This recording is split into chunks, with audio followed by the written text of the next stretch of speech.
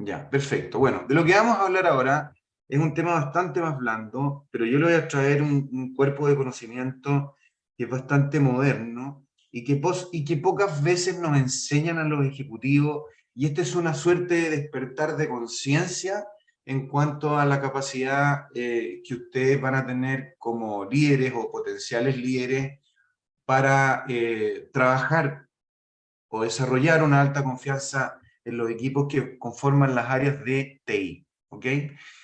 Y vamos a ver cómo se construye esto, vamos a ver algunas herramientas y modelos modernos que hoy día existen para su análisis y mejoramiento. Importante entender que hoy día, a nivel de las mejores prácticas en gestión de cualquier servicio, especialmente de tecnología de la información, las prácticas hoy día, si uno observa marcos de trabajo como ITIL 4, que es el marco que hoy día domina la industria en relación a lo que es ITSM, es decir, todo lo que son la gestión de los servicios de TI, y las prácticas de gestión hoy día modernas, que básicamente ITIL 4 tiene 34 prácticas de gestión, de las cuales las divide, ¿no es cierto?, en prácticas de gestión general, en prácticas de gestión de servicios y en prácticas de gestión técnica. Todas estas prácticas básicamente requieren roles que tengan un cierto perfil de competencia. Y el perfil de competencia que se describe para cada una de estas prácticas en sus distintos énfasis, ¿sí? Eh, Tenemos el tema del liderazgo, de la administración, del administrador, el perfil de administrador, el perfil de coordinador, de comunicador. Si hay una competencia que cuesta mucho desarrollarla, porque no solamente implica conocerte muy bien a ti mismo, sino que también implica un adecuado dominio del lenguaje. La filosofía del lenguaje dio un giro hace varios años atrás, entendiendo de que el lenguaje no solamente sirve para describir la realidad, sino que también tiene un enfoque mucho más potente que es para generar la realidad. Y ahí tenemos las afirmaciones, las declaraciones, las peticiones, las promesas, las ofertas, etc. El experto es otro rol que tiene que estar involucrado en cualquier práctica de gestión que ustedes vayan a liderar en el tema TI. Y el experto técnico. Todas estas configuraciones de perfiles son los que hoy día deberían estar dominando la configuración de los roles que ustedes tienen en los distintos ámbitos que ustedes manejan. Ahora, me voy a detener en otro modelo respecto del liderazgo porque es importante que ustedes conozcan sobre este tema, pero lo vamos a ver un poquito más adelante, un poquitito más adelante, ¿ok? Entonces, muy importante, cuando hablamos de competencias profesionales, la estructuración moderna de los perfiles está basada en esta tecnología, en esta taxonomía.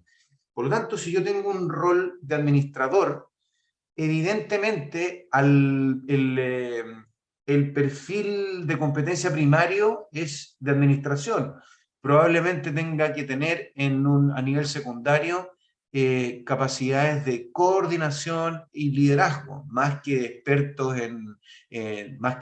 técnico. Todo va a depender del rol, pero esas son digamos, las taxonomías que deberíamos estar manejando para los distintos roles de un equipo de TI.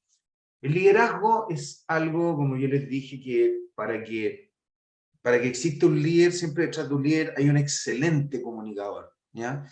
Y la habilidad de la comunicación es una de las habilidades más difíciles de desarrollar por lo que les expliqué anteriormente.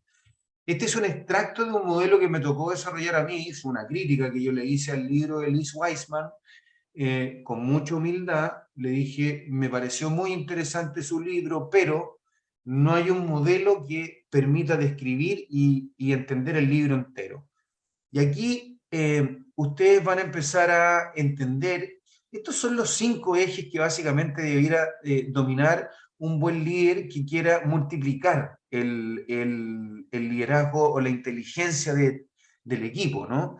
Generar una inteligencia colectiva mucho más potente y no drenarla, ¿sí? Y la forma en que se drena es básicamente a través o de la multiplicación o de la minimización.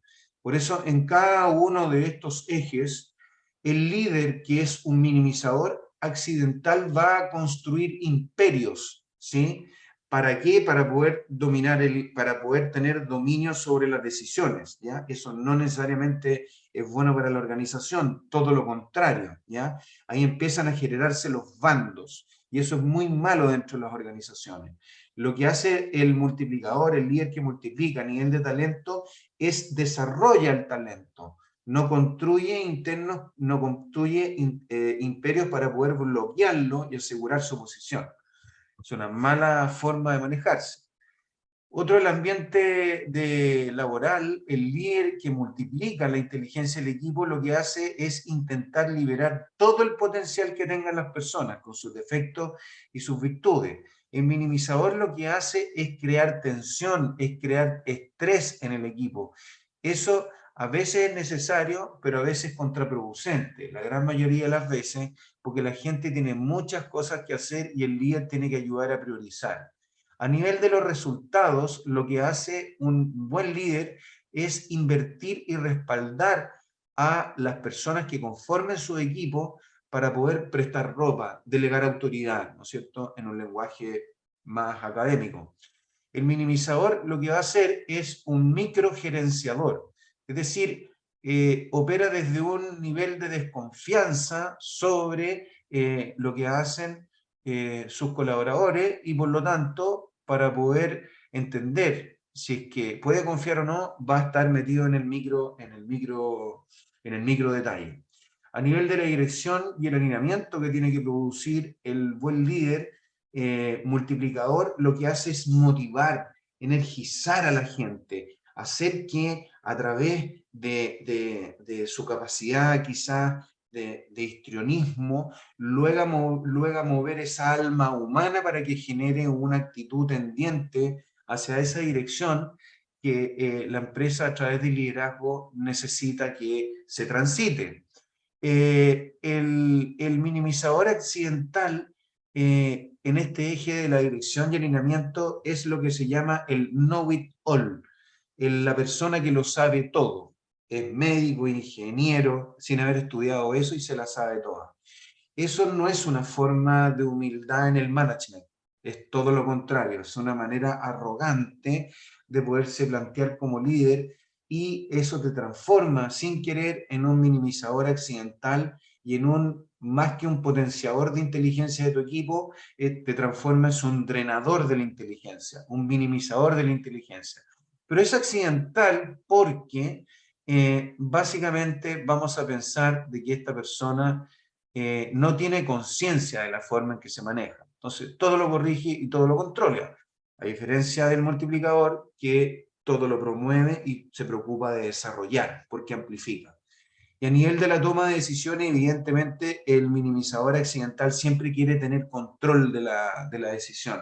A diferencia de un multiplicador, que lo que hace es con el equipo, es un excelente liderador de debates, moderador de debates, de manera tal de que la construcción de la solución sea producto de una inteligencia más colectiva, más amplia en el equipo, y por lo tanto esa decisión va a tener mucho más posibilidades de ser una decisión más aceptada.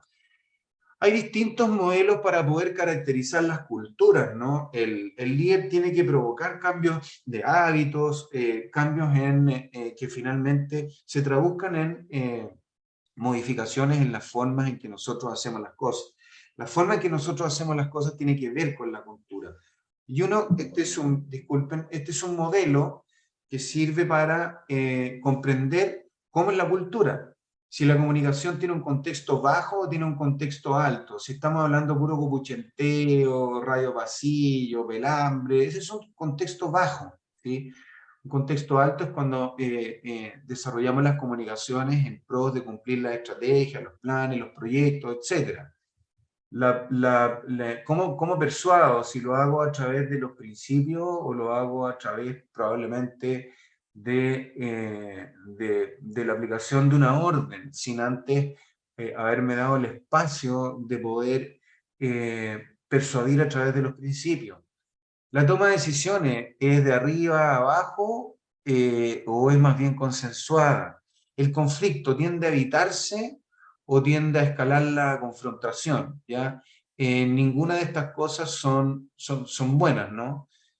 Porque ojalá que exista autonomía en los distintos niveles para que las problemáticas o los desacuerdos no lleguen a una escalada que sea innecesaria. Lo mismo con la evaluación. Si la evaluación es directa o es indirecta, ¿sí? Lo mejor es que sea directa, pero siempre preocupándose de que, y en esto hay que ser extremadamente cuidadoso, porque un buen líder siempre conoce lo que le pasa a las personas que dependen de su equipo. Esto es muy parecido a la analogía del buen pastor, ¿no? El buen pastor sabe perfectamente cómo son, cómo son sus ovejas, sabe perfectamente cuáles son sus necesidades, sabe perfectamente cómo se llaman, etc. Un líder que no conoce en ese nivel, como el buen pastor, me gusta esa analogía, tiene brechas, ¿sí? Porque tiene que ser aquí estamos trabajando con personas y las personas toman decisiones. Entonces, si voy a caer en una cultura del tipo de darle la evaluación negativa a través de formas indirectas, eso es lo más negativo que hay y es irresponsable. Tú tienes que ir a una buena retroalimentación, preocuparte de conocer a la persona, su mundo, traer las cosas buenas a la mano con hechos concretos y también traer las cosas que tienen que mejorar también con hechos a la mano. Esa es una manera de evaluar en forma responsable. ¿El liderazgo es igualitario o es jerárquico? La confianza, ¿es basada en la tarea o es basada en las relaciones? La programación, etcétera. Todas estas cosas van definiendo una forma en que la organización hace las cosas. ¿Ok? Esto es muy importante. Y otra cosa que lo relaciono con lo anterior y que tiene que ver mucho con el liderazgo desarrolla mucho más la comunicación en la medida de que yo voy modificando mis planos de escucha. ¿Ok? Cuando yo tengo una escucha empática, respondo a entender las palabras del otro, en qué agenda está y cuáles son un poco la plataforma emocional sobre la cual se sitúa el otro, yo tengo mucho más posibilidades de poder liberar de una manera mucho más asertiva a las personas si es que solamente estoy parado en ignorar lo que el otro me dice y no hace ningún esfuerzo por escuchar. Yo creo que ahí situaría al líder en un minimizador accidental, ¿ok? Y por lo tanto es muy importante desarrollar hábitos. Este es un mapita de los 7 hábitos de la gente altamente efectiva, donde yo básicamente voy a hacer una pequeña reseña del libro de Stephen Covey respecto a los hábitos para un liderazgo altamente efectivo. Hay un bestseller ahí que tiene ya mucho tiempo, yo creo que esto debería ser una lectura obligada para aprender a liderar a los demás, pero primero liderándose uno mismo. Por lo tanto, siempre han existido 2 errores clásicos. ¿Cómo voy a gerenciar a los demás si es que no sé cómo gerenciarme a mí mismo? Por lo tanto, en ese modelo yo primero tengo que triunfar en la independencia, luego en la interdependencia, pero primero ese es el modelo que vimos anteriormente respecto de los hábitos de la gente altamente efectiva, ¿no es cierto? Y las personas, en lugar de dejar que ellos se autogerencien en base a expectativas compartidas con el líder, esa es una mejor práctica, ¿ok? Y este es básicamente donde yo tengo que partir. Todos partimos por aquí. Cuando nosotros nacemos, somos seres dependientes, que a través de ciertos hábitos tenemos la conquista o el triunfo o la victoria por la dependencia, por pasar de la dependencia a la independencia. Y luego hay otros hábitos que yo tengo que desarrollar como líder para liderar a otros y triunfar en la independencia. Por lo tanto, esto se trata siempre de adentro hacia afuera, y así es como opera también el desarrollo espiritual del desarrollo humano de una manera sana y constructiva, siempre de adentro hacia afuera. Todas las depresiones humanas se curan desde adentro hacia afuera. No te vas a completar tú como ser humano desde afuera, La completitud viene desde lo más profundo de tu ser, que son tus valores, tus creencias, etc. Por lo tanto, tenemos que partir desde ahí, desde dentro hacia afuera. Y en este triunfo, para pasar de la dependencia a la independencia, el primer hábito es ser proactivo. Y aquí hay un cierto mindset que es muy importante que ustedes lo aquilaten, porque esto para mi gusto es una verdad, o una verdad del punto de una catedral. De la manera en que nosotros visualizamos el mundo, es las posibilidades que nos da de lo que podemos lograr hacer. Y esto es lo que a su vez determina el logro de los resultados que podemos eh, lograr, ¿no es cierto? Esto es exactamente algo que hemos escuchado muchas veces y que nos regala Albert Einstein. Si seguimos haciendo lo mismo, vamos a generar el mismo resultado. Lo que pasa es que aquí le ponemos un paradigma más interesante, que tiene que ver mucho también con el biólogo Humberto Maturana, premio Nobel de Biología, que tiene que ver con que la realidad no es objetiva, sino que es construida a partir de la capacidad que nosotros tengamos en tanto operar distinciones acerca de lo que vemos acerca de esa realidad. Por lo tanto, este paradigma es muy importante.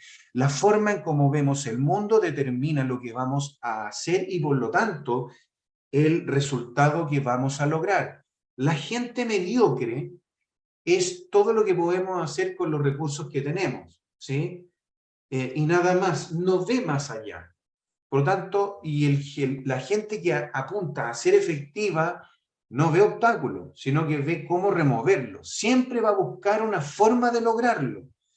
Por lo tanto, aquí lo que tenemos que enfocarnos en las alternativas, no en los obstáculos. Evidentemente que en toda gestión el buen líder se preocupa de remover los obstáculos encontrando alternativas, enfocándose en aquello que puede influenciar y expandiendo los recursos, y no solamente quedándose con el espacio de influencia que uno tiene, para lograr un avance significativo hacia la construcción de resultados, ¿ok? Por lo tanto, aquí es donde uno tiene que buscar, ¿no es cierto?, expandir su círculo de influencia respecto de los problemas, ¿ok? Esto es un pequeño aro que yo quería hacer, donde básicamente me interesa que aquilaten esto, ¿sí? Que primero tengo que ser consciente de cómo veo el mundo, porque eso me determina hacia dónde, qué es lo que puedo lograr. ¿Ok? Eso es muy importante en este modelo de los 7 hábitos que yo debería ir desarrollando para ir triunfando de la dependencia a la independencia y a la interdependencia, que significa liderar a otros. Muy bien, volvemos a la presentación en la que estaba. ¿Ok? Y los factores de confianza, vamos a entrar ahora en cómo se cultiva la confianza, habiendo pasado primero por situarse en un contexto de liderazgo más efectivo basado en mejores prácticas. Entonces, las TI, yo te diría, o las gerencias de TI, siempre es una labor bastante ingrata, porque cuando todo funciona bien, nadie te felicita, ¿no? Por mucho que uno muestre indicadores de uptime, de cumplimientos de SLA, etcétera, pero cuando hay problemas, ahí es donde TI se empieza a hacerse famoso, ¿no?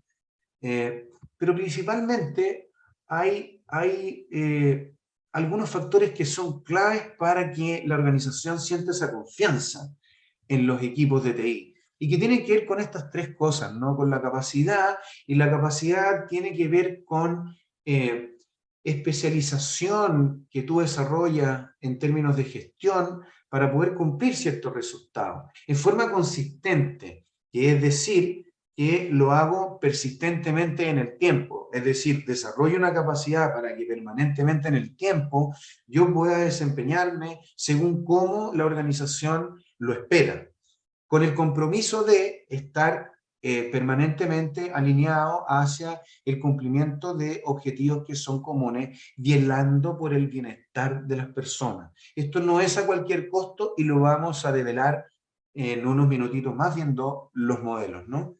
Y eso es lo que básicamente es la confianza, la goma que lo pega todo, ¿no?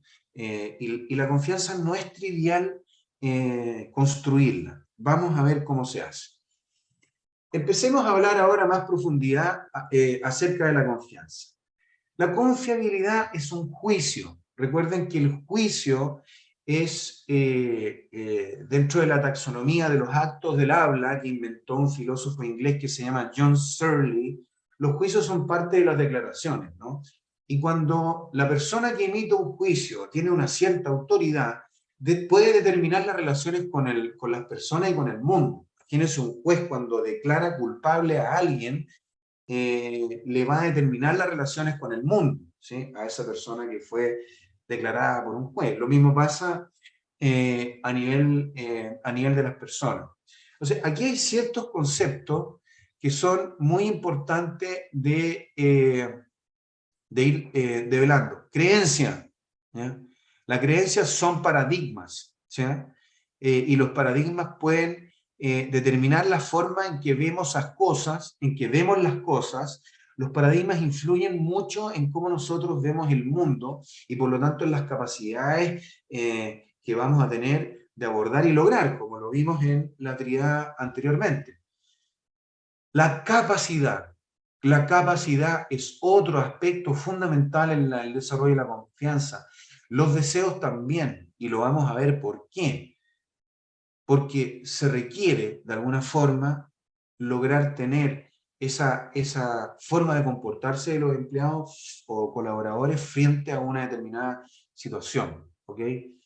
Y, por supuesto, tiene un impacto en la productividad de los equipos y la organización es brutal. Entre más confianza hay, por supuesto, voy a ganar en velocidad y voy a disminuir costos. Esto pasa mucho con los equipos Scrum, por ejemplo. Cuando tú creas la transparencia es un principio fundamental de la agilidad, porque todo el mundo que participa en el proyecto sabe en qué página está. No hay una agenda oculta. Entonces, por lo tanto, se pueden producir discusiones y reflexiones para poder ir en base a esa transparencia, lograr remover los obstáculos a través de la generación de alternativas para ir resolviendo los problemas. Cuando no hay confianza, las cosas se hacen más lentas y los costos obviamente se hacen más caros, ¿ya? Ahora, fíjense lo que dice este proverbio latino, que es igualmente un error confiar en todas las personas o en ninguna, ¿ok?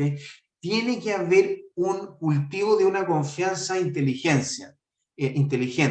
No puedo vivir en la sospecha, porque si no, no hago nada, ¿no? Prácticamente estaría cayendo en la mediocridad, no hay avance. Y la confianza ciega es donde, bueno, básicamente voy a ser presa del engaño de una manera brutal, ¿no es cierto? Y por lo tanto la confianza ciega no es un bien aliado cuando yo quiero cultivar una confianza de una manera inteligente. Entonces, ¿qué es lo que ocurre? En esta matriz, ustedes se dan cuenta de que existen dos ejes. Por un lado, en la vertical tenemos la predisposición que tenemos las personas a confiar. Puede ser baja o puede ser alta. Y también el nivel de análisis que hago sobre la situación.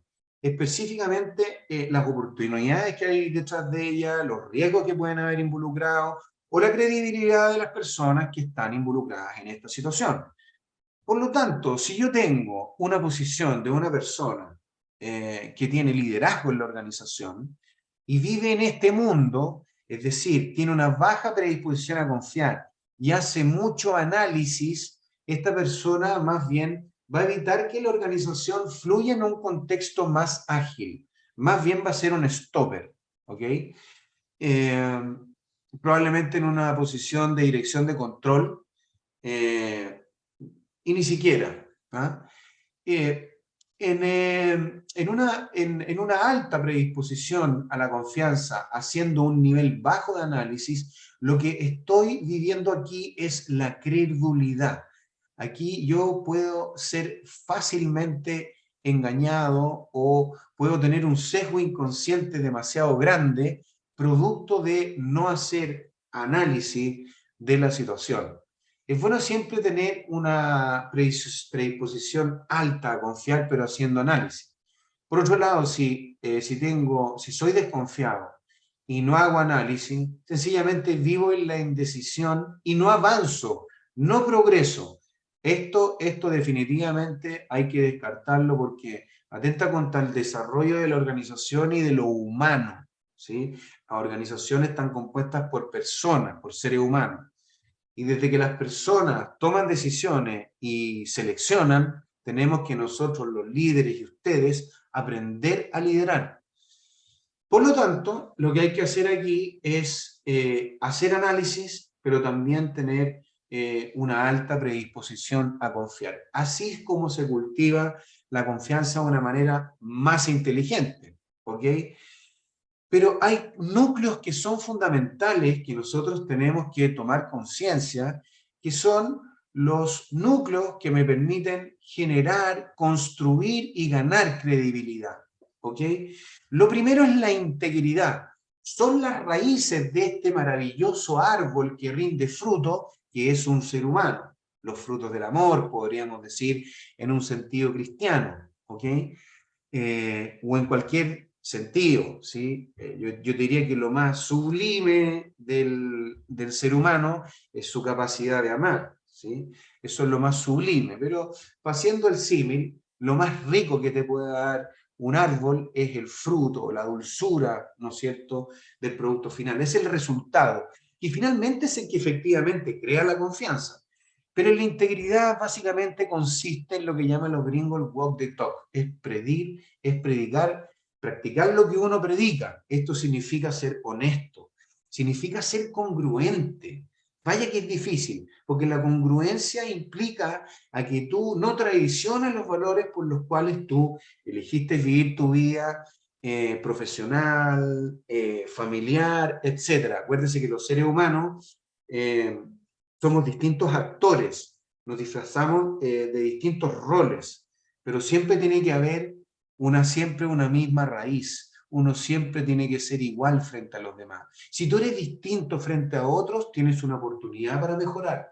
Quiere decir que hay que ahí enraizarse en los nutrientes de la tierra y sobre ese enraizamiento firme, consistente, abrazado y practicado, que son nuestros sólidos valores y principios, vamos a constituir un ser humano, un líder que va a tener muchísimas más capacidades para desarrollar y ayudar a los demás a progresar.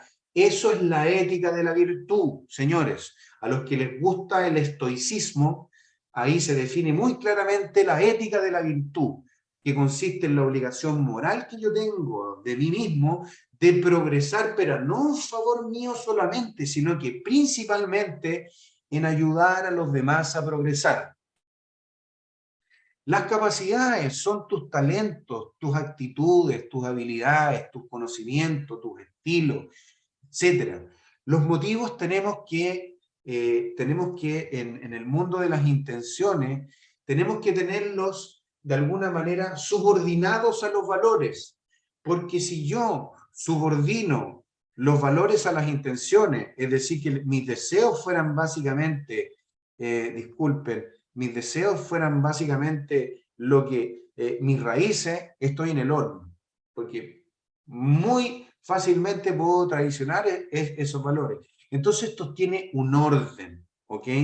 Un orden, y no es trivial. Y los resultados es nuestro track, es nuestro registro de lo que efectivamente tenemos en tanto reputación, nuestro capital reputacional para lograr resultados. Eso es lo que finalmente crea la confianza, ¿sí? Y la cultiva, pero no da lo mismo cómo llegar a ella, ¿sí? Porque si soy un desgraciado con las personas, voy a durar poco como líder en cualquier organización. Eso tiene fecha de término, es como un yogur. No es sustentable esa capacidad de liderazgo. Lo otro es cuando subordino el resultado a la capacidad. Fin justifica los medios. Es decir, da lo mismo con qué capacidad yo lo logro. Da lo mismo. con tal de llegar al resultado, da lo mismo. Y ahí hemos visto conductas empresariales que han sido muy reñidas con la ética y la moral, producto de esto, donde los ejecutivos deciden, por una intención que la ponen en la base de ganar bonos, incurren en conductas que no son apropiadas. Por tanto, esto tenemos que entenderlo. Y los que estamos trabajando en las organizaciones, esta ética empresarial es relevante que la conozcamos.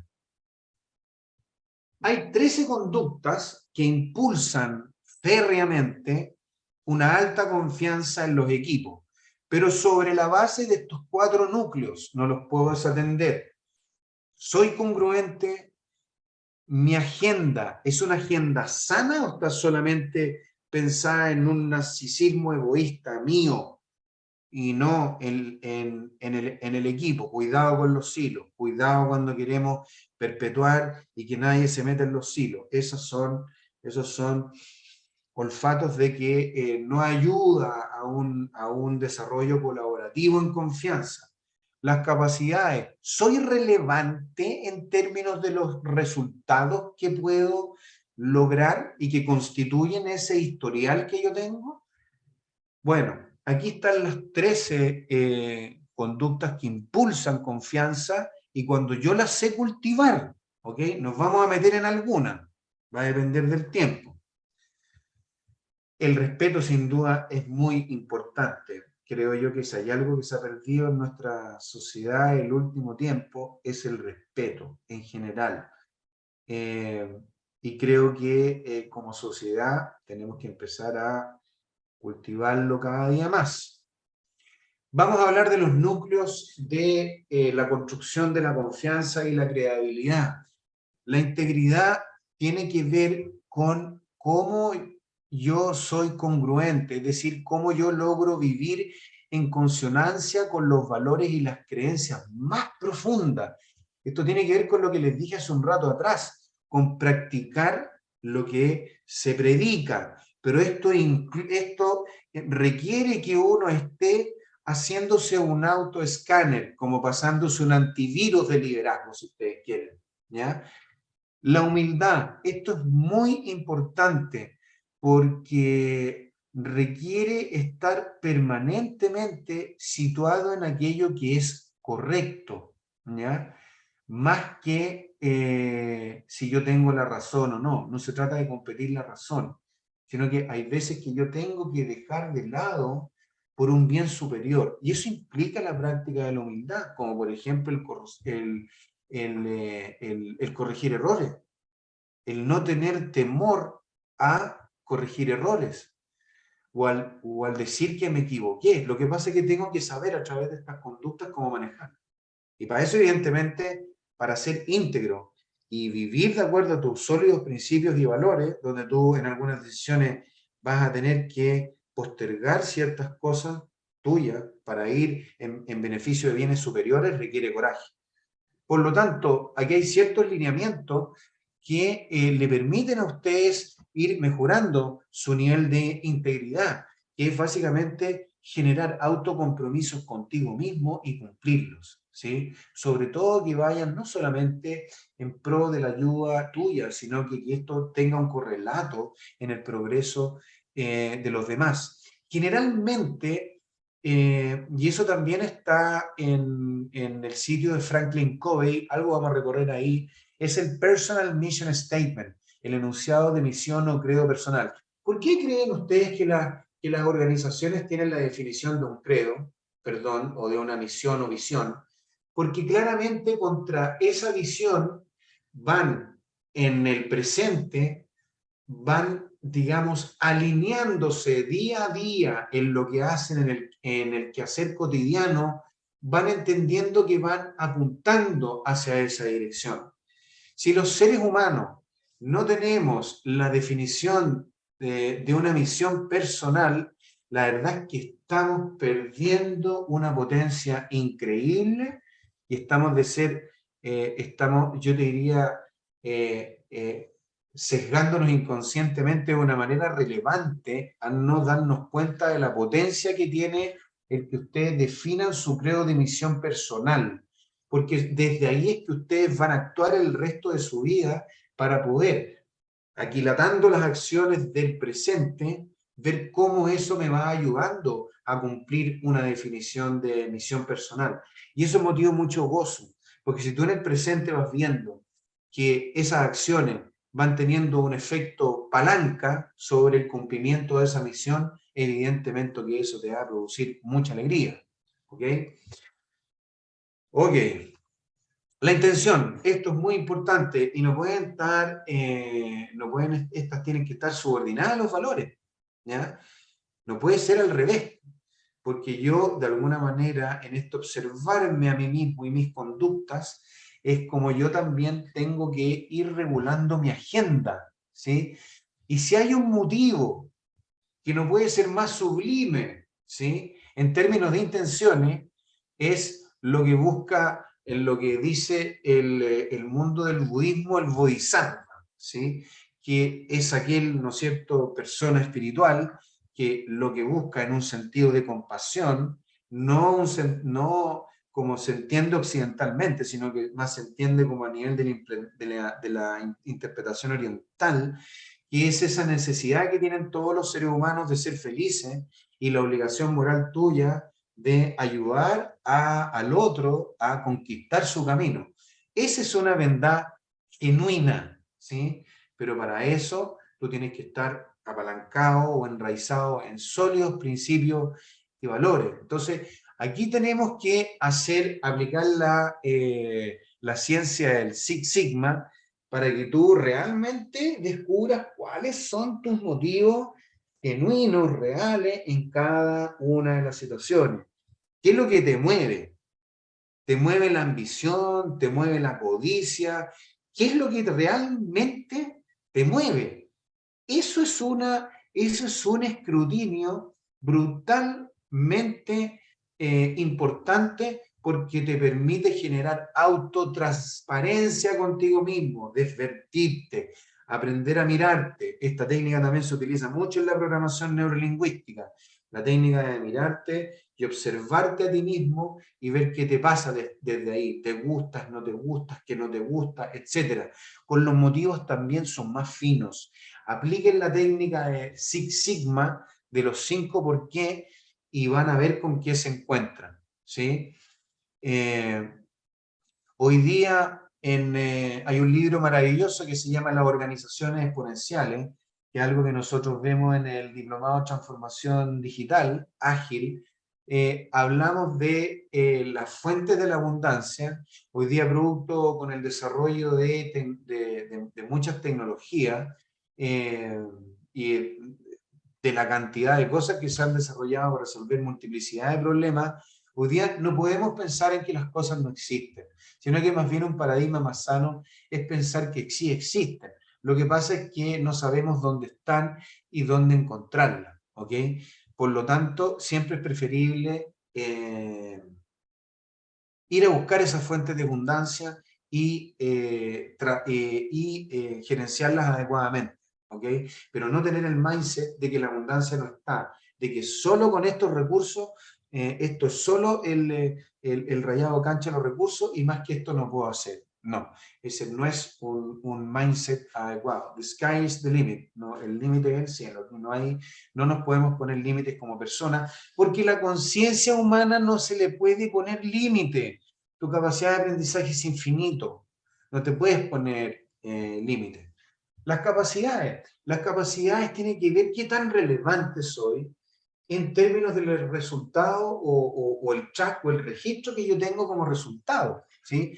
Esto es función de mis talentos, de mis actitudes.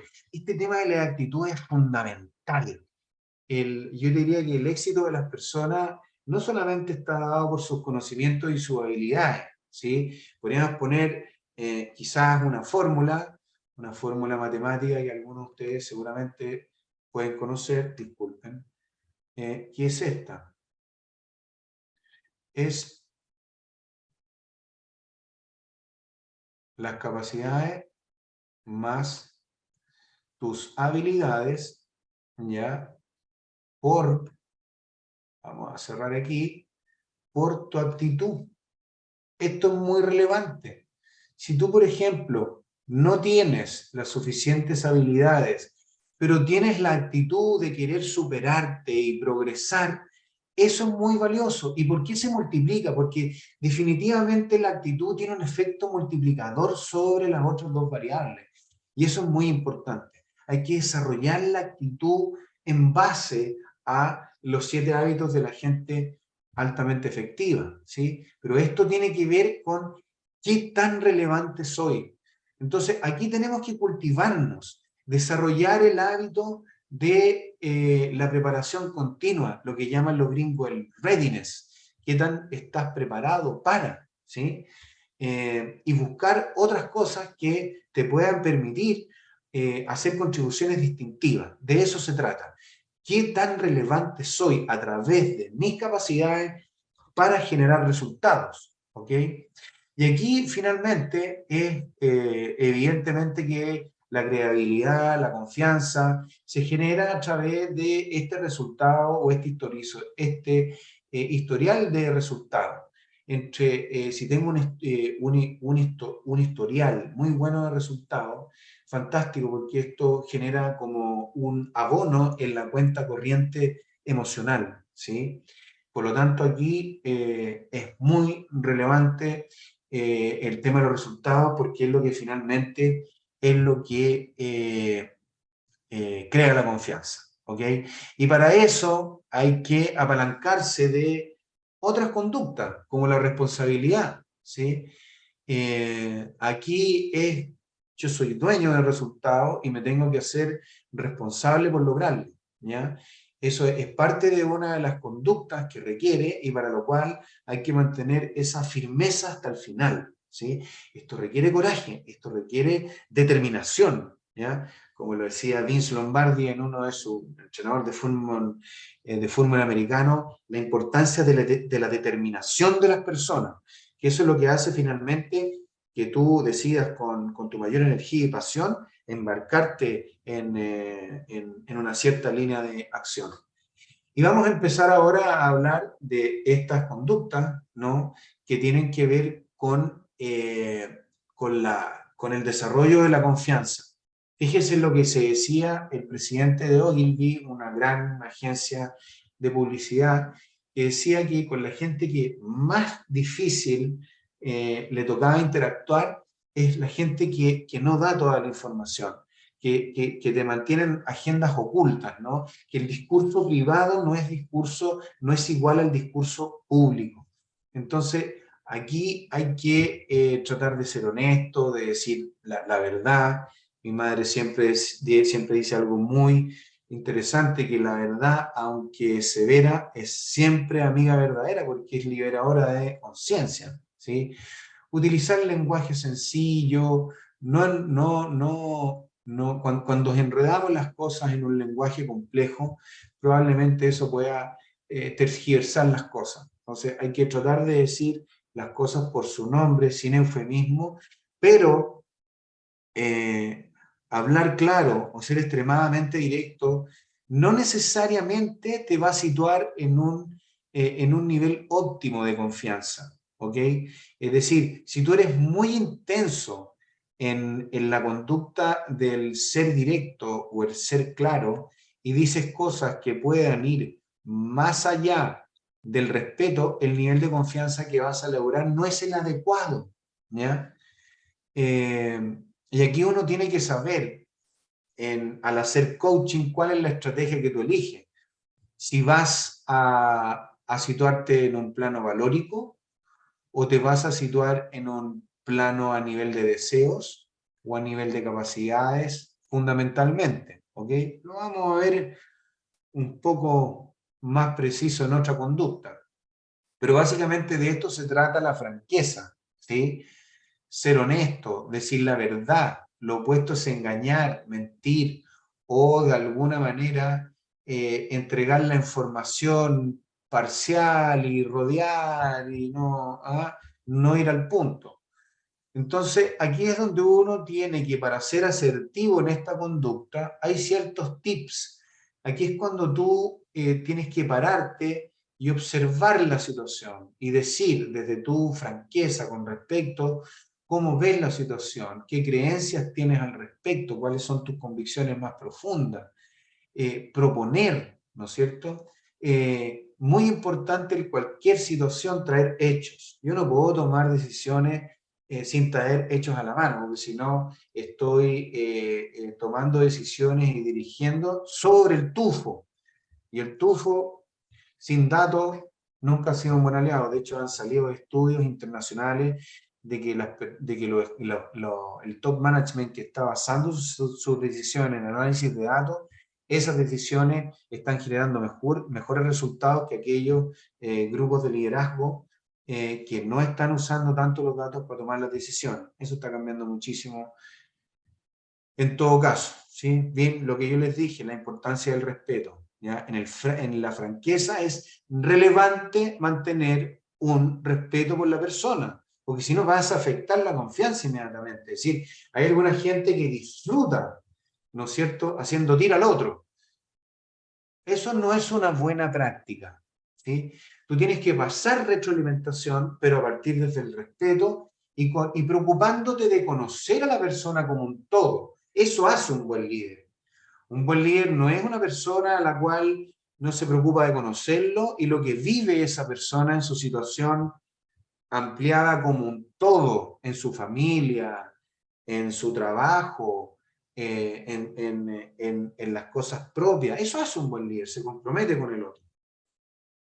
Demostrar respeto es una conducta pero fundamental. Preocuparse por el otro, demostrar con hechos tu interés, no que sea una cosa falseada, porque la gente no es tonta, la gente se da cuenta cuando hay hipocresía detrás, ¿sí? Eso es una forma de hacer un cargo en la cuenta corriente emocional, ¿sí? Hay que ser amable incluso hasta en la forma en que te voy a dar una retroalimentación constructiva, porque si no, es media floriana la cosa y te paso feedback, te destruyo, pero después no te armo, ¿sí? Hay muchos coaches que son muy brutales y que básicamente se centran en tus zonas erróneas, en tus zonas más oscuras, pero no te llevan hacia el tránsito de, bueno, ahora cómo a partir de esto vuelvo a construir una nueva identidad y qué herramientas, ¿no es cierto?, tengo para ir reconstruyendo la visión que tengo de mí mismo. Eso son las cosas que deben hacer las personas que se precian de, ¿cómo se llama?, de ser buen líder. Puedes juzgar el carácter de una persona por la manera como trata a la gente que no le sirve o ni siquiera le puede hacer daño.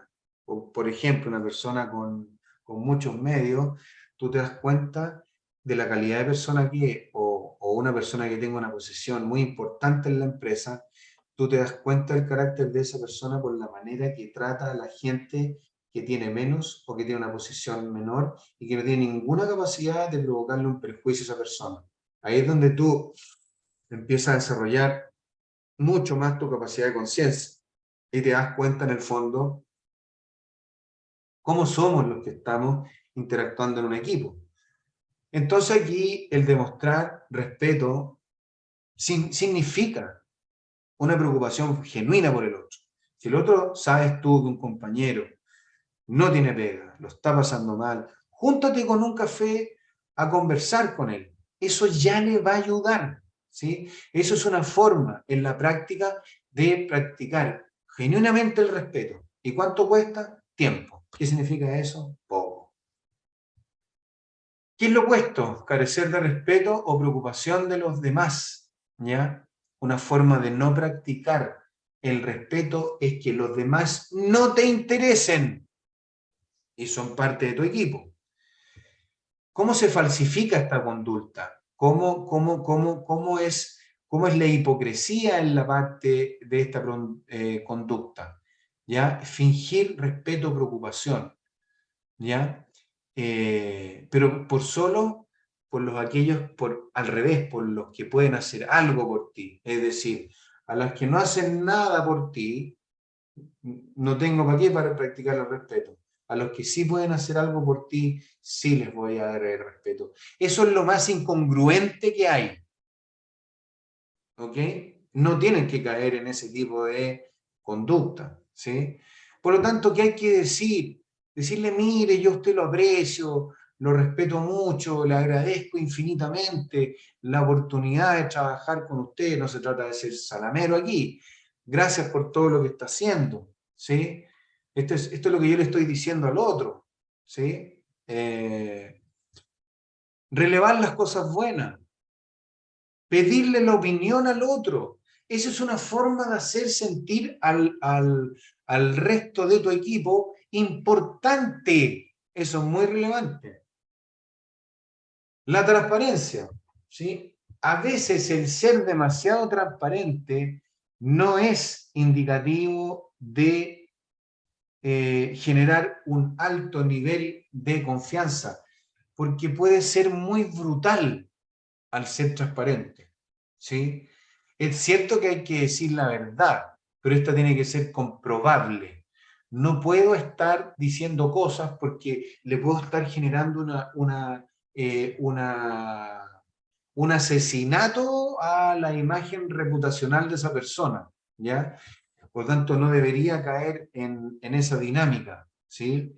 No tengo que tener agendas ocultas o ocultar información cuando estoy siendo transparente, porque eso no me va a permitir situarme en un nivel de conducta óptimo. En cualquiera de estos dos planos, si soy o poco transparente o muy transparente, no estoy llegando a un nivel razonable de confianza. ¿Ok? Por lo tanto, convertirse en un líder puede ser un verdadero golpe de poder porque a las personas nos gusta el poder, pero tenemos que saber utilizarlo, ¿sí? Porque si lo utilizamos de mala forma, como dice aquí Jack Welch, que se guardan el secreto, revelan poco lo que piensan y ocultan lo que saben del negocio y su futuro, va a reducir significativamente la confianza en el equipo. ¿De qué se trata esto? De ser auténtico, original, de declarar siempre tus intenciones y que sean las verdaderas, las genuinas, ¿sí? Y esto implica el ser transparente, no tener miedo a uno de uno mismo. Por eso es que cuando uno está enraizado en sólidos principios y valores, eso te desarrolla coraje. ¿Y qué es lo que tú necesitas para ser transparente? ¿Por qué? Porque vaya que hay que tener coraje para no ocultar lo que no te gusta o para no esconder lo que podrías no querer revelar o para encubrir. Eso podría llegar a ser hasta un delito, ¿ya? Entonces, para eso hay que ser valiente, ¿sí? Declarar la intención, ¿sí? Decir de qué se trata al equipo, decir el fin que tiene en mente, ¿sí? Poner un fin en mente, eso es parte de uno de los hábitos de la gente altamente efectiva. Decir la verdad, pero con hechos comprobatorios, ¿sí? Estas son algunas de las cosas que se requiere para crear la transparencia de una manera razonable en el equipo. Saber lo que es correcto y no hacerlo es la peor cobardía. Esto lo dijo Confucio. Si yo, por ejemplo, y esto es bien interesante porque si yo sigo cometiendo los mismos errores y no mejoro, ¿ya? Probablemente, y tengo la mejor intención y la actitud para poder mejorar los errores, pero sigo cometiendo los mismos, probablemente yo no tenga que hacer una intervención a nivel de intención o a nivel de integridad, porque la persona está bien situada ahí, pero no logra a través de sus capacidades desarrollar acción efectiva. Por lo tanto, lo que yo tengo que hacer más como líder es centrarme en las capacidades y no tanto probablemente en los otros núcleos de construcción de credibilidad que tienen que ver más con el carácter. Estos otros dos núcleos de credibilidad tienen que ver más con las competencias. Entonces uno como líder tiene que saber situarse dónde hago la calibración. si lo hago a nivel de carácter o lo hago a nivel de competencia. En cada uno de los planos yo tengo que traer hechos a la mano y mirar cosas positivas y mirar cosas constructivas. Las dos. Si solo miro las cosas positivas y no las constructivas, no lo estoy haciendo bien como líder. Y si al revés, si solo miro lo constructivo y no lo positivo, probablemente le podría estar haciendo un daño enorme a la persona. Corregir los errores implica también un acto de humildad, ¿sí? Porque no hay que sentirse humillado, el error es para corregirlo, eso es para el error. Y hay que pedir disculpas inmediatamente, eso sería básicamente como la acción por defecto asociada a una mejor práctica cuando uno reconoce el error, porque estáis demostrando que eres humilde, que no te las sabís todas, que eres arrogante y que para proteger tu ego estáis haciendo toda esta tracalada de brutalidades por no corregir un error y blindarte hasta la muerte y echándole la culpa a otros cuando tú fuiste el responsable. Eso no es una manera buena de conducirse. Quiere decir, hay que disculparse, ¿sí? Hay que disculparse por el hecho que tú cometiste. Decir, aprender sobre el error y mostrar cuál fue lo que aprendiste. Pedir feedback. ¿Qué puedo hacer para corregir? Claro, si te dicen que sin conocerte, ¿por qué ha pasado? Ha pasado, yo he vivido esta experiencia con gerentes que te cambian a un gerente y sin conocer a la otra persona, sin conocer ni los resultados, ni la forma en que se desenvuelve en la organización, sencillamente el feedback es, no me gusta tu estilo, no me gusta tu trabajo, no te quiero en el equipo. Eso es una forma muy poco razonable de poder hacerse cargo de una adecuada retroalimentación. Y casi te diría que es una forma bastante irresponsable, porque tú no sabes cuál es el mundo que está viviendo la persona. Por lo tanto, un buen líder que no conoce a su subordinado tiene que preocuparse de conocer su mundo, de investigar su mundo, de ir más en profundidad. Y no después de no haber interactuado nunca con esa persona, hacer una evaluación de esa naturaleza. Eso es muy irresponsable. Y por lo tanto, bueno, la lealtad, aquí hay otras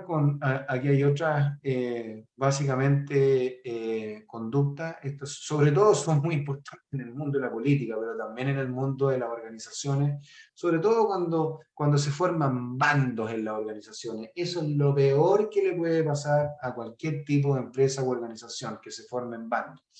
Yo me quiero adelantar a otro, que es básicamente con la clarificación de las expectativas, ¿ya? Esto también es muy importante, porque tiene que ver con aprender, desaprender, y uno se tiene que transformar, y esto también implica un acto de humildad, en ser un eterno aprendiz. Uno no puede pretender que se la sabe toda, ese es el minimizador accidental, no, ni tampoco pretender que alguien de tu equipo se la sabe toda, no. Y la pandemia demostró brechas, y brechas que muchos de ustedes tuvieron que aprender cosas nuevas para poder readaptarse. Para eso sirve el aprendizaje. Si hay algo, el valor capital que tiene el aprender es poder adaptarse a las distintas situaciones del entorno. Las organizaciones no sobreviven en el vacío, ¿sí? Necesitan de un entorno sobre el cual nutrirse y también adaptarse porque hay amenaza, ¿no es cierto?, para poder sobrevivir en el tiempo. Y aquí también es donde, si no soy una persona que le interese mejorar, ¿ya? Es decir, soy débil en esa conducta, lo más probable es que yo tenga que hacer coaching a nivel del carácter, porque tengo un problema más basal con la persona. No tengo un problema como el anterior, que sí tenía la garra, la machorra de poder corregir los errores y mejorar, pero no estaba el problema ahí, no era un problema de actitud, de valores, etcétera, sino que más bien un tema de capacidades. En este ejemplo, la persona que no está ni ahí con mejorar, porque no comete errores, y en las organizaciones pueden haber de eso, lo que tengo que hacer aquí es calibrar más por el lado del carácter, ¿ok? Por lo tanto, no capacitarse, dormirse en los laureles, empieza a tornarte irrelevante en cuanto a la capacidad que tú tienes de generar un track record interesante, ¿no? Y aquí hay esta presentación, evidentemente, se las vamos a hacer llegar, pero básicamente hay que ser muy honesto con uno mismo en esta conducta de mejorar y requiere de la práctica de la humildad. Voy a saltarme todas estas cosas. La clarificación de expectativas también es muy relevante porque produce una clarificación, una expectativa mal fijada puede producir una cantidad de conflictos enormes. Por lo tanto, aquí hay que poner a las partes interesadas en cualquier situación en un plano donde todos podamos ver lo mismo. Porque si en un proyecto de mejora continua no tenemos, por ejemplo, bien visionado por todas las partes interesadas el mismo problema, eso al final te va a costar una falta de engagement y de compromiso aguas abajo cuando tú quieras hacer un cambio. Por lo tanto, aquí hay que entender y eliminar muy importantemente los trasfondos de obviedad. Aquí lo que tenemos que hacer es crear una visión compartida y llegar a un acuerdo sobre esas cosas que esperamos cumplir. Pero para eso hay dos principios, ¿no? La claridad y la responsabilidad. La claridad en el sentido de que esta visión sea lo suficientemente clara para que pueda ser compartida. Y eso implica una responsabilidad, porque después me tengo que hacer cargo de cumplir con esa expectativa. Entonces, tiene que estar bien fijada la expectativa. No puedo correr riesgo ahí. Hay implícitas y hay explícitas. Hay algunas que son obvias, que se ven, que están latentes, pero hay otras que están más implícitas y que las tengo que escudriñar. Y como vimos, evidentemente, el cumplimiento de estas expectativas tiene un correlato, es directamente proporcional a la confianza. Entre más cumplo, más confianza genero. Entre menos cumplo, menos confianza genero. Y aquí lo que tengo que hacer es eliminar los trasfondos de obviedad.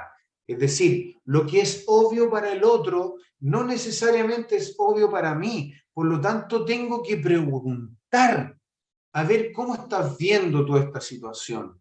Tengo que escudriñar, tengo que investigar más. De lo contrario, ¿qué es lo que está pasando también en nuestro país respecto de todo el proceso que están siguiendo los políticos para ponerse de acuerdo?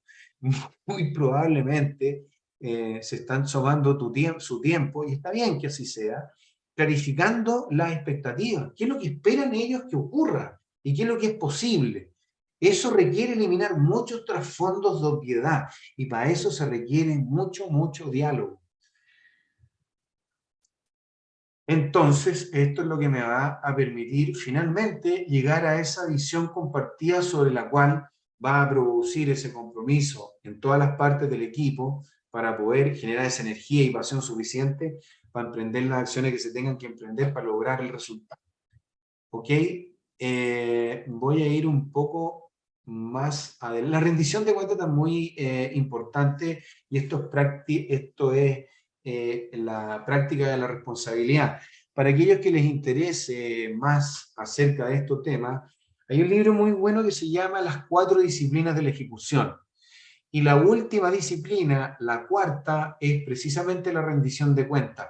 Y la abren ahí en cómo se hace. Pero la idea es que tenga una cadencia de rendiciones de cuentas semanales, porque de manera tal de que las personas generen ese hábito de rendición de cuentas. Así es como se practica la responsabilidad al interior de una organización. ¿Ok?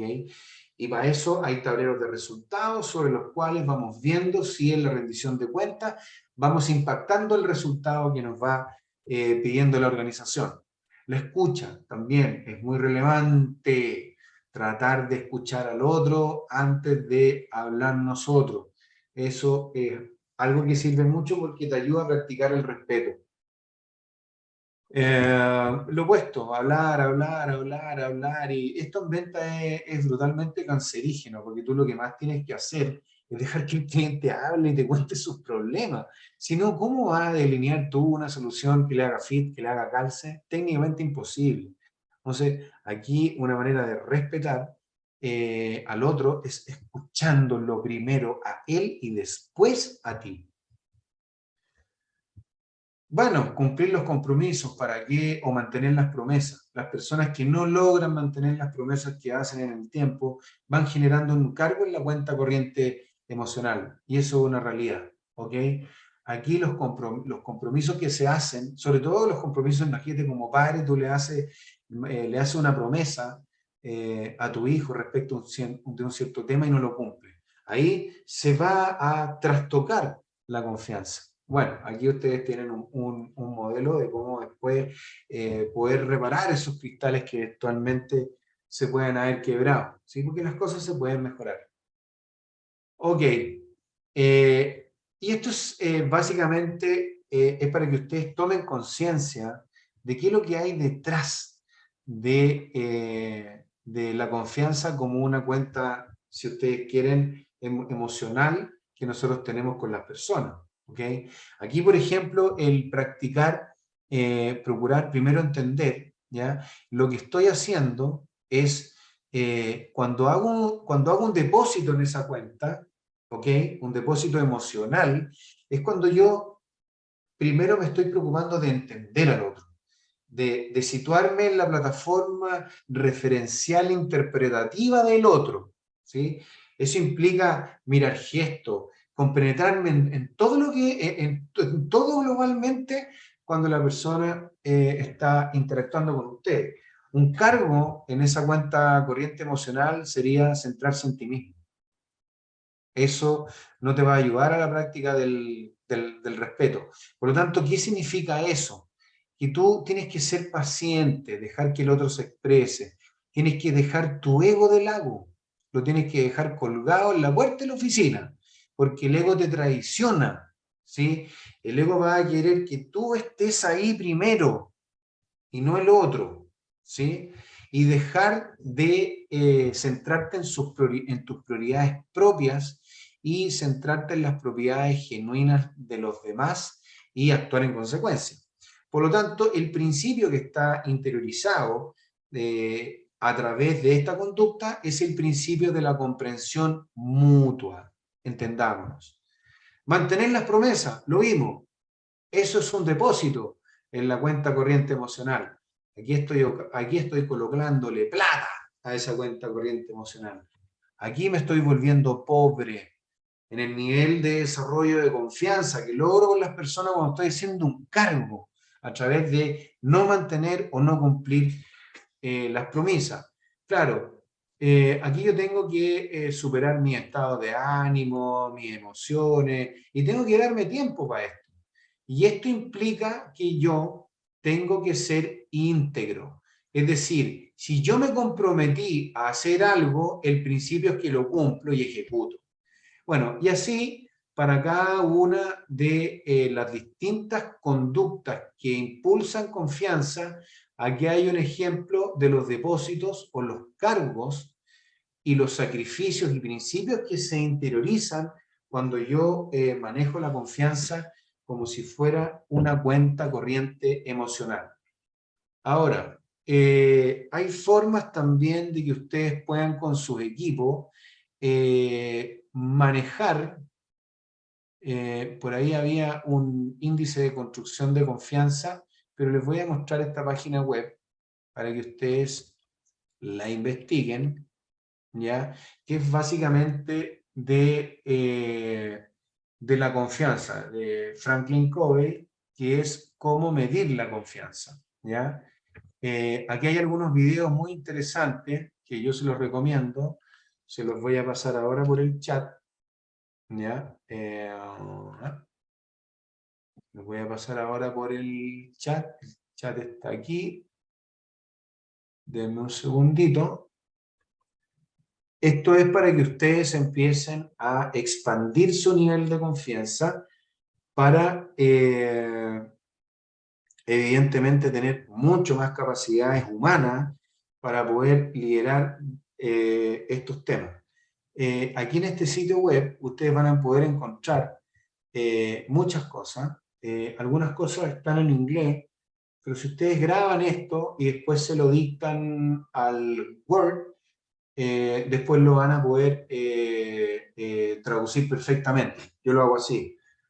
Yo pongo el Word en una grabadora, hago que escuche y después la grabadora, con el mismo equipo, hago que el Word, que le dicte la grabadora al Word y después sencillamente traduzco. Así que el idioma no puede ser un impedimento, ¿ok?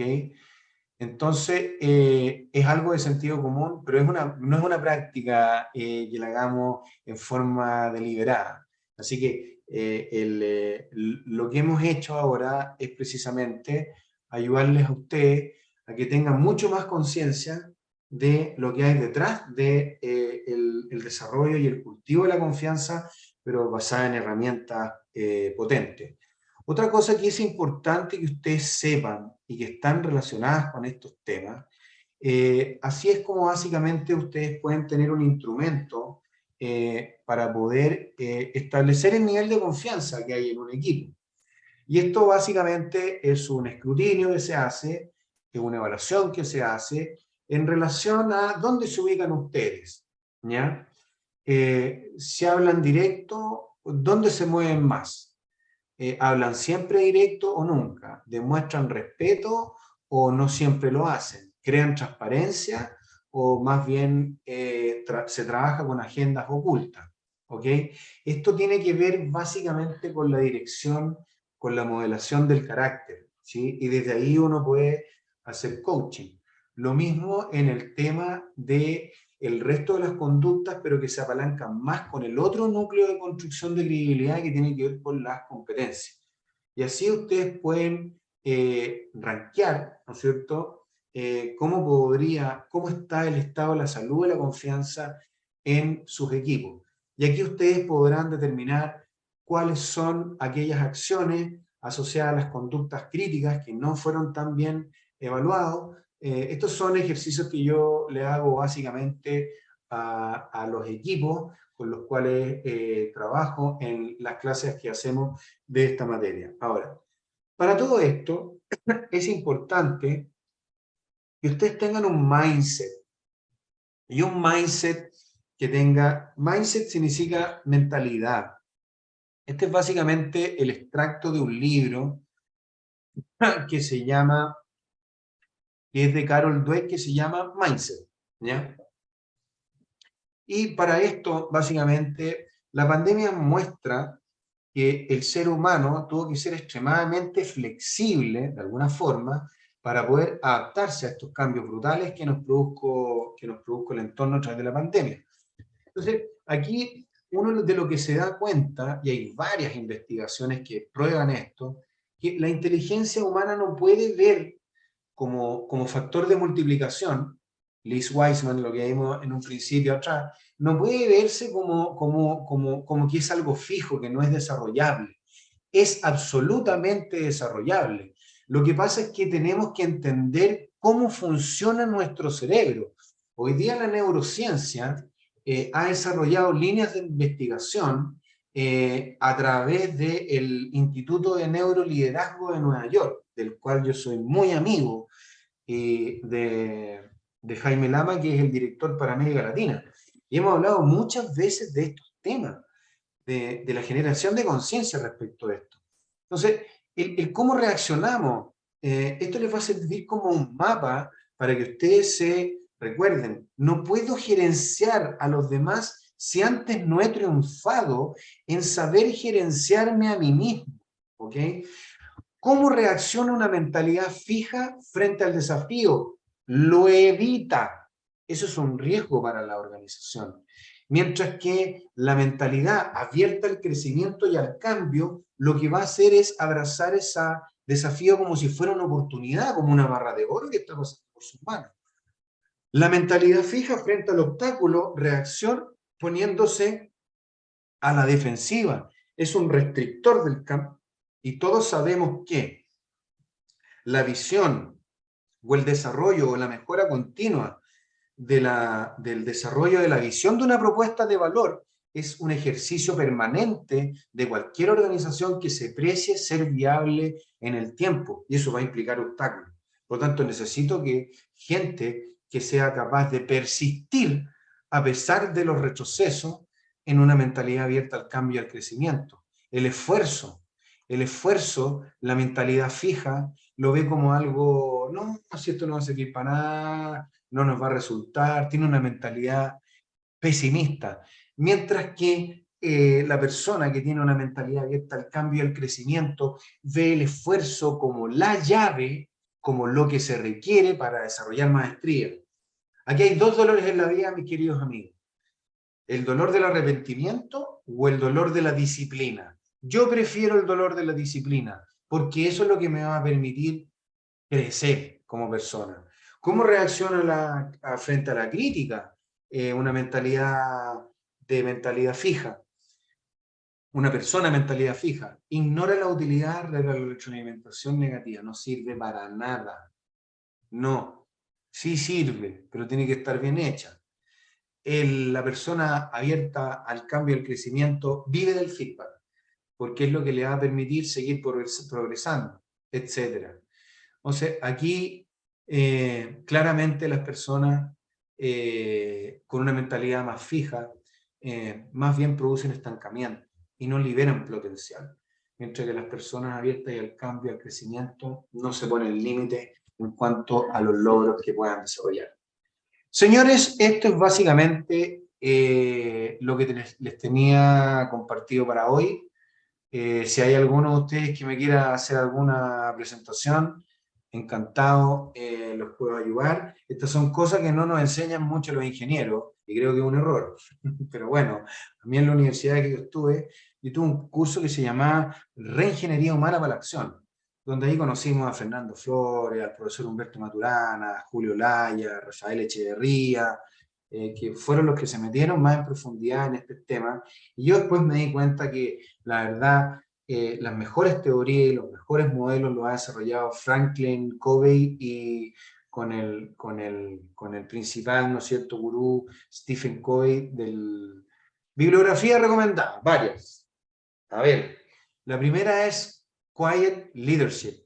Ese es se los voy a escribir aquí, ese es un Quiet Leadership. Lamentablemente este grupo está en inglés, pero afilen la sierra, atrévanse a leer al inglés, y es de David Rock, ¿ya? David Rock, ¿ya? Otro libro, La velocidad de la confianza. La velocidad de la confianza de M.R. Stephen, este es el hijo, Stephen. Yo tuve la suerte de que uno de los muy buenos amigos, Stephen Covey, me estuvo haciendo coaching durante un año. El señor Tomás Morel, que me habría encantado invitarlo a esta charla, para la próxima. ¿Qué más? Las 4 disciplinas de la ejecución también. Las 4 disciplinas de la ejecución. También es de Franklin Covey. Franklin Covey. Eso. ¿Qué más, señores? Soy todo oídos para que me hagan todas las preguntas que quieran.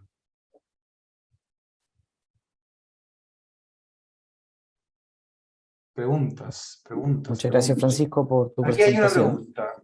Dice, ¿qué ocurre cuando las organizaciones ya tienen la cultura en que no se ha generado confianza? ¿Cómo partir? Uf, ay, ay, ay. Yo te diría que en ese caso, a ver, ¿los líderes se pueden gerenciar? Yo creo que sí, pero, fíjese lo que dije, ¿los líderes se pueden gerenciar? Yo creo que sí, pero eso implica que tú tengas mucho más habilidades que ese líder para poder gerenciarlo, ¿sí? Porque tenéis que tenéis que haber desarrollado, tenéis que haberte desarrollado espiritualmente en forma muy poderosa, ¿sí? Yo creo, sinceramente, chiquillos, que la inteligencia espiritual se desarrolla, o más bien Existen 4 tipos de inteligencia: la inteligencia física, la inteligencia mental, la inteligencia emocional y la inteligencia espiritual. La espiritual es la madre de todas las inteligencias, porque lo que te permite precisamente es trabajar sobre el ámbito de los valores, que es donde surge, ¿no es cierto?, este buen líder, ¿sí? Y yo no digo aquí que ustedes se pongan a practicar una determinada o no religión, ¿no? Pero sí el valor metodológico que tiene la práctica del desarrollo espiritual, sin duda que te ayuda a generar o robustecer estos núcleos de credibilidad como el carácter, porque te va a ayudar a desenvolverte en forma íntegra, ¿ya? Ahora, también tú puedes recursos humanos ahí en tu organización tienen una gran labor que hacer, pero sobre todo los líderes. Y si pudiera haber alguna empresa externa que pueda llevar a cabo una intervención en esa compañía, a veces sirven más las miradas de terceros de afuera, que básicamente seguir mirándose el ombligo. Esto pasa igual que en las familias, ¿no? Cuando en una familia, ¿qué pasa cuando en tu familia no hay confianza? Se destruye esa familia. Entonces, lo que hay que hacer ahí es empezar a abrir conversaciones de sinceridad, pero con mucha transparencia, honestidad y respeto, ¿sí?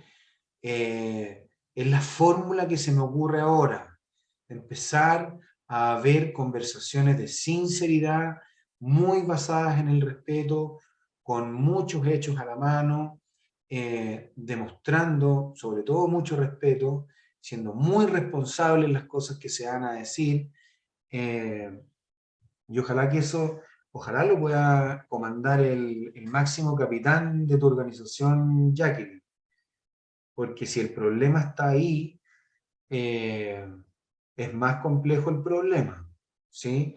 Pero a las personas, desde las propias capacidades que uno tiene, habiendo aprendido estas cosas, efectivamente sí piensa en el mindset que efectivamente tú puedes producir un cambio en las conductas de las personas, pero va a requerir de ciertos espacios de sinceridad y probablemente de perdón, ¿sí?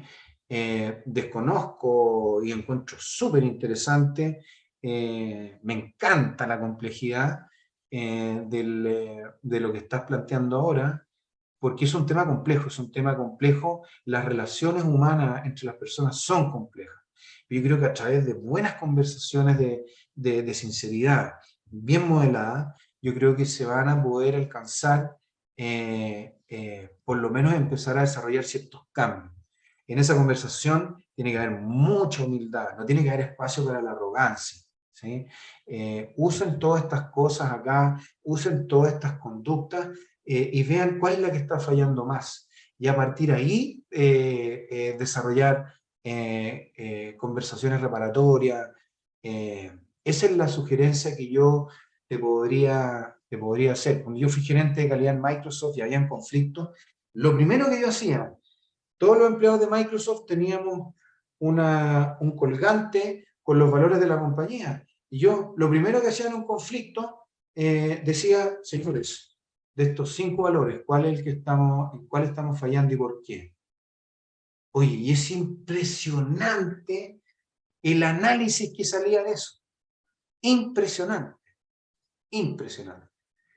Así que yo diría que esa es mi recomendación. Juega a las cartas, Jacqueline, con las cartas que te vamos a pasar ahora a través de me imagino que a través de Daniel les va a mandar, ve las cartas, ve cuál falla y empieza a entender qué decir. Yo diría que eso te va a servir para ¿cómo se llama?, para poder sortear mejor esa situación. Yo creo que no te vas a equivocar. Qué bueno aquí que están situando a Nicolás Macluf y Nureya Barca, liderazgo efectivo, ¿sí? Eh, no sé de qué hablan, lo voy a investigar, pero la verdad que mi gurú es es Stephen Covey. ¿Y por qué? porque no es que quiera desmerecer a nadie, ¿no? Pero él en Estados Unidos recibió premios muchísimo, de muchísimo valor en cuanto al desarrollo de la familia en Estados Unidos. Entonces, me causó curiosidad lo del libro de Nicolás Maglouf, pero yo les sugiero de todas maneras este libro, el que les mostré en pantalla, Los 7 hábitos de la gente altamente efectiva. Altamente efectiva. Y también hay otro que es maravilloso. La gente altamente efectiva de Stephen Covey. Ese está en español. Stephen Covey. ¿Ya? Y el otro que es los 7 hábitos, perdona. Son los 7 hábitos. ¿Ya? Y el otro que es muy importante es el 8º hábito. Ese libro es una joya. Pero primero, el de los 7 hábitos. Y después, el 8º hábito.